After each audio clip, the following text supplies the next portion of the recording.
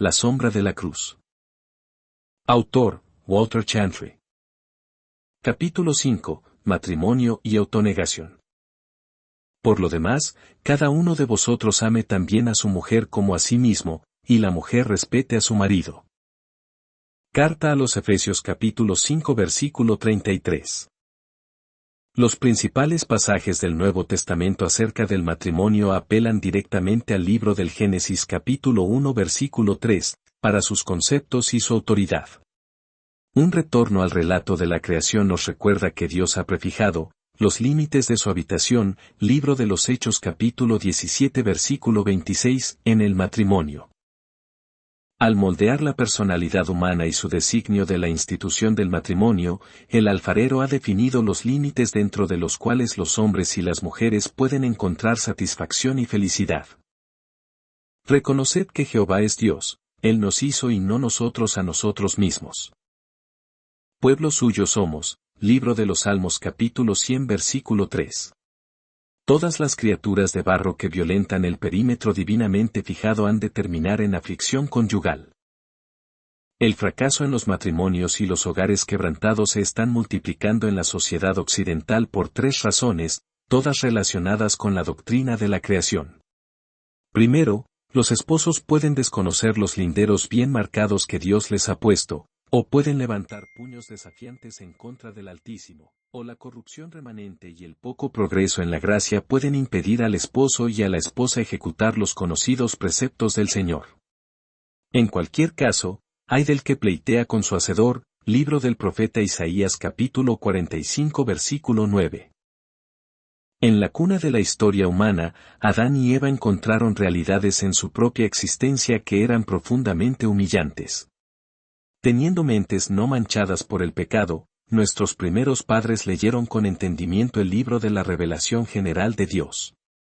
No hay duda de que según ellos caminaban en el huerto con el Señor de señores, se conocían a sí mismos muy bien. Ambos miembros de la unión matrimonial se exigían generosidad por las circunstancias mismas y la composición de sus seres.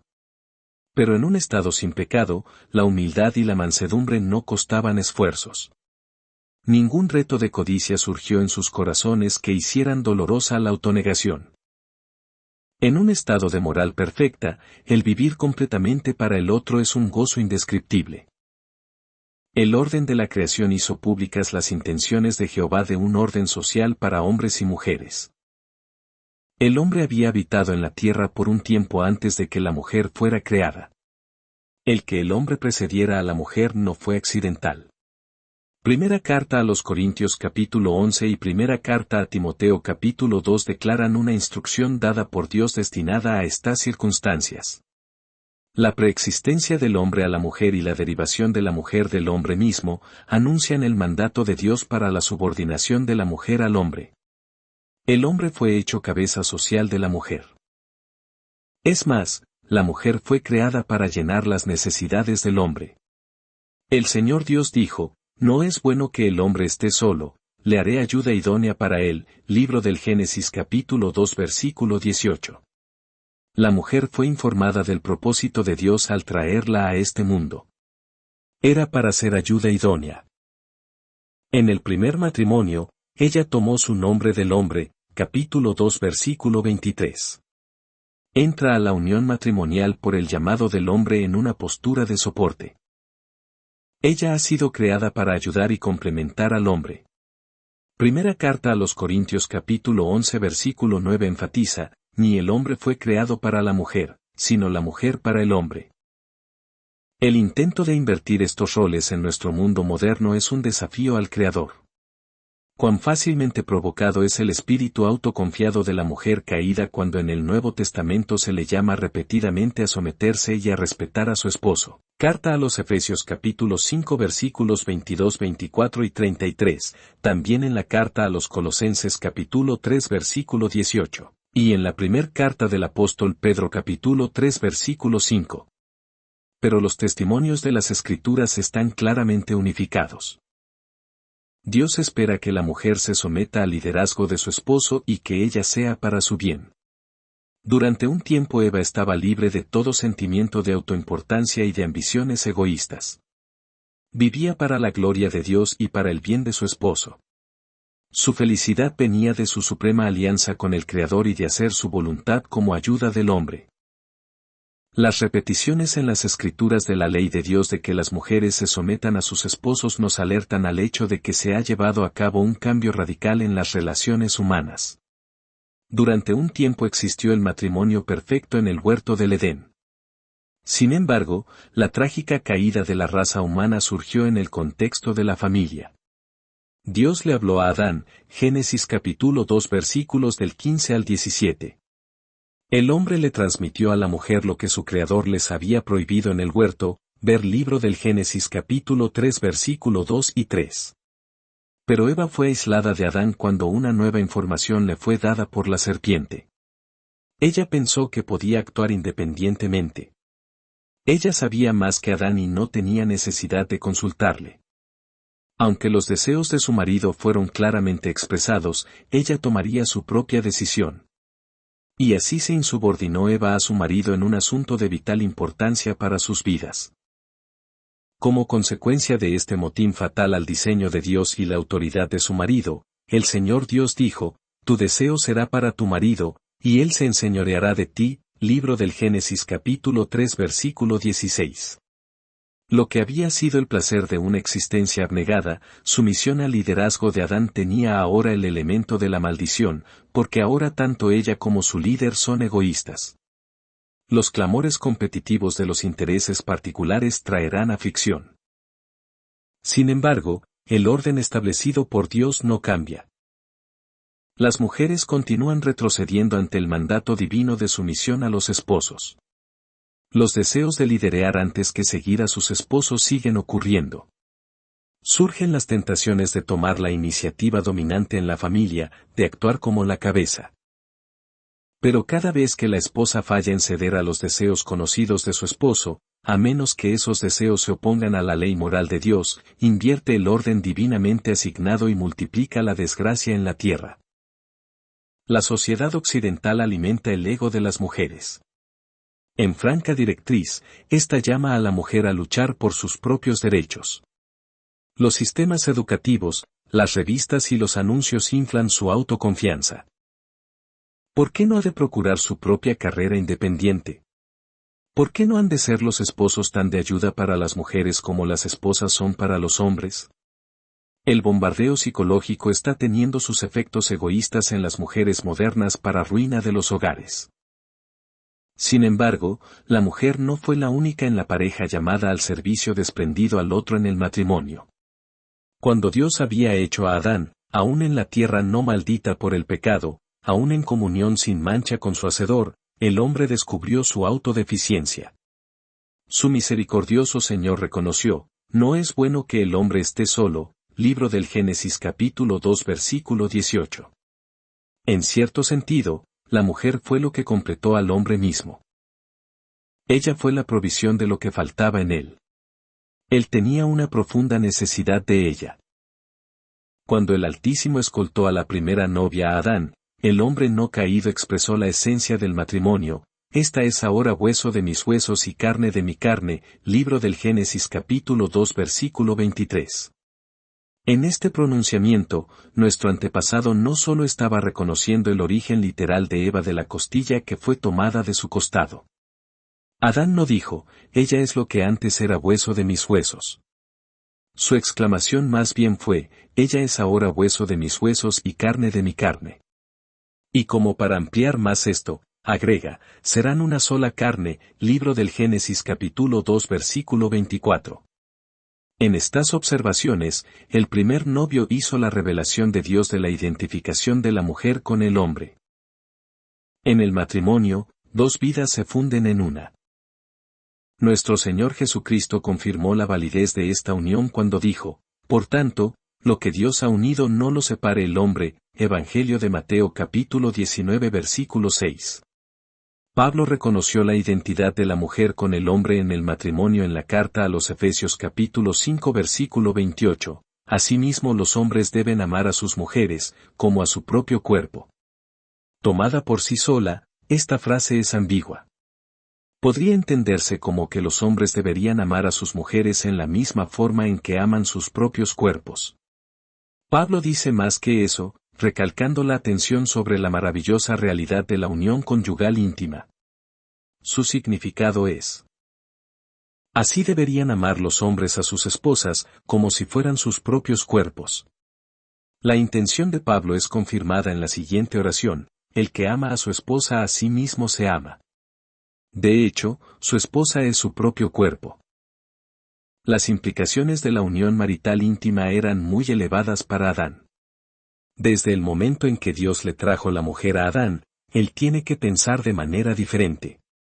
Ya no puede pensar de sí aparte de su mujer. Ella era su propio cuerpo para alimentarlo y cuidarlo. Eva tenía que ser algo muy central en todas sus consideraciones de tiempo, trabajo y pensamientos. Tenía que compartir en todo como una parte maravillosa de él mismo. Ser desconsiderado con ella hubiera sido tan monstruoso como descuidar y abusar de su propio cuerpo. Ella era entonces parte de sí mismo. A muchos actualmente les encanta la tradicional ceremonia nupcial con un lenguaje bíblico que sería aborrecido si entendieran su significado. Un voto de tomar a una mujer por esposa compromete al hombre a compartir su vida en su totalidad. Tanto hombre y mujer son coherederos de la gracia de la vida. Primera carta de Pedro capítulo 3 versículo 7. Demanda de él atención abnegada para ella. Hemos observado a tantos que a través del pecado han descuidado y abusado de sus cuerpos en la búsqueda de la intelectualidad. Pero es sabido de todos que una cabeza que daña su propio cuerpo es vergonzoso. Asimismo es el hombre quien falla en ser considerado con su propia esposa en todas sus necesidades complejas. Sin embargo, el Nuevo Testamento repetidas veces urge al hombre a amar a su esposa y a ser considerado con ella. Carta a los Efesios capítulo 5 versículos 25 y 29, también en la carta a los Colosenses capítulo 3 versículo 19, en la primera carta del apóstol Pedro capítulo 3 versículo 7. La primera devoción de Adán hacia Eva fue trágicamente alterada. Cuando Adán y Eva pecaron, el Dios Santo no se dirigió en primera instancia a ambos como pareja.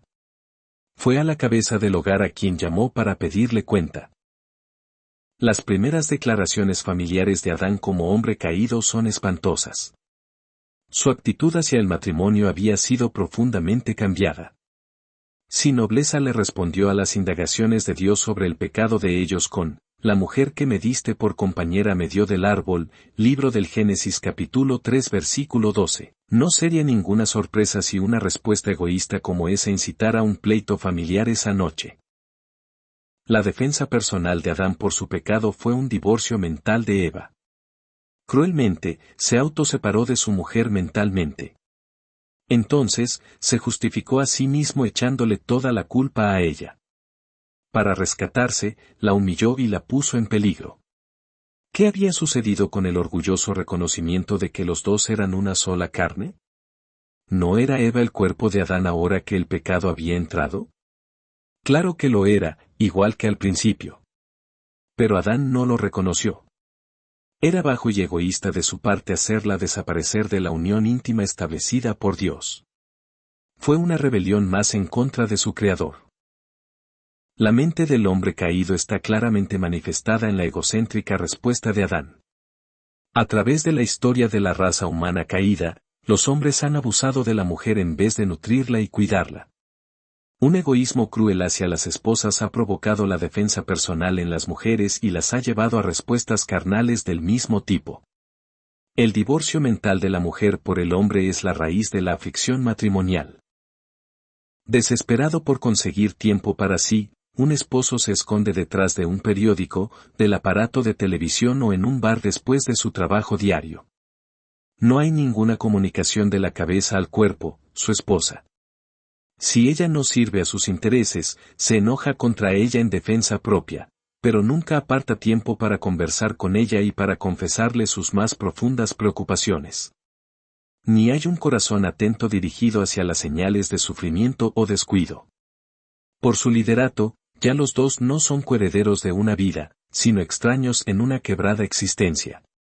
Este trágico patrón, repetido para desgracia de multitudes, comienza con la falla del hombre en reconocer que su esposa fue hecha por Dios como parte de él. Carta a los Efesios capítulo 5 versículo 33.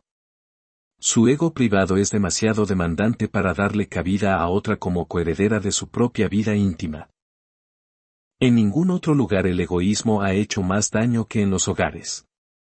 La zapata fundamental de Dios para la sociedad está siendo actualmente desplazada por la autoconfianza. Las esposas son demasiado autoimportantes como para servir a sus esposos. Sus propios nombres y carreras son demasiado significativos para desperdiciar la vida en ayudar a los esposos y vivir para ellos. Los esposos están demasiado absorbidos por sí mismos para compartir toda su vida con sus esposas, demasiado centrados en ellos para ser considerados y cariñosos con ellas. Sabiamente las Escrituras vuelven al punto central. Esposas, hay que someterse. Esposos, hay que amarlas. La paz y el gozo se encontrarán en cualquier hogar donde se halle una esposa sumisa y un esposo solícito. Aún en el complejo asunto del ajuste sexual en el matrimonio, la Biblia no guarda silencio.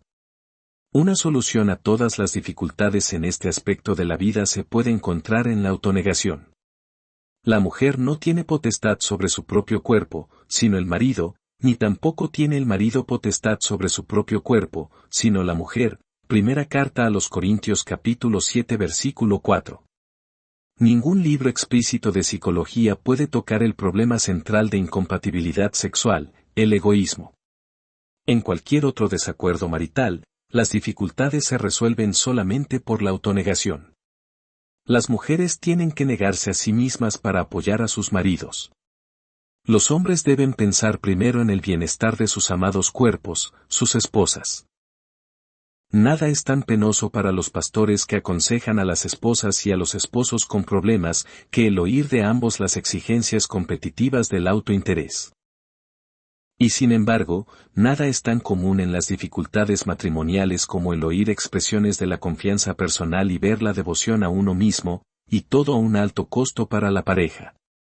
Cuán pronto se acabarían las sesiones de consejería si los maridos y las esposas estuvieran compitiendo por una solícita autonegación. Si la mujer estuviese ansiosa de ceder ante la cabeza puesta por Dios en el hogar, y el hombre tuviera la ambición de atender a la comodidad y el bienestar de ella como si fuera su propia carne, no habría cabida para la contienda y la lucha. Esposas, someteos y esposos, amen tendrá que repetirse hasta que el mensaje pase de los oídos a los corazones de los cónyuges. A pesar de todo el fracaso y las penas en los matrimonios modernos, los jóvenes no deben dudar en casarse en el Señor. Nadie está mejor equipado para el estado matrimonial que los hijos de Dios. La escuela de Cristo es el mejor campo de entrenamiento para vivir como marido y mujer. Al escoger compañero, la característica que se debe buscar es la autonegación. ¿Quién está mejor preparado para el matrimonio que los hombres y las mujeres que ya han muerto a sí mismos? Ya están viviendo para servir y agradar a otro, en lugar que a intereses mezquinos. Actualmente se están negando intereses legítimos para servir a aquel a quien le han hecho promesas solemnes. Por él, ellos toman cada día su cruz. En su escuela han sido enseñados a estimar a los demás como superiores a ellos mismos. Carta a los Filipenses capítulo 2 versículo 3.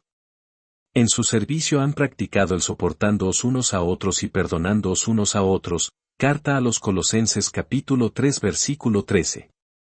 En ellos está el fruto del Espíritu que incluye paciencia, benignidad, bondad, fe, mansedumbre. Carta a los Gálatas capítulo 5 versículos 22 y 23. Aquellos que viven a la sombra de la cruz están equipados con la gracia de la autonegación que se requiere para levantar un buen hogar. Si la autonegación se practica en el hogar, se levantará una generación de hijos que habrán visto de primera mano lo que es el amor en práctica. Ante sus ojos estarán padres cuyo amor es sufrido, y es benigno, no tiene envidia, no es jactancioso, no se envanece, no busca lo suyo, no se irrita, todo lo sufre, todo lo soporta. ¿Qué mejor recomendación del Evangelio podría darle nadie a sus hijos? ¿Qué llamamiento más alto hay en cualquier sociedad que el de la autonegación en el matrimonio?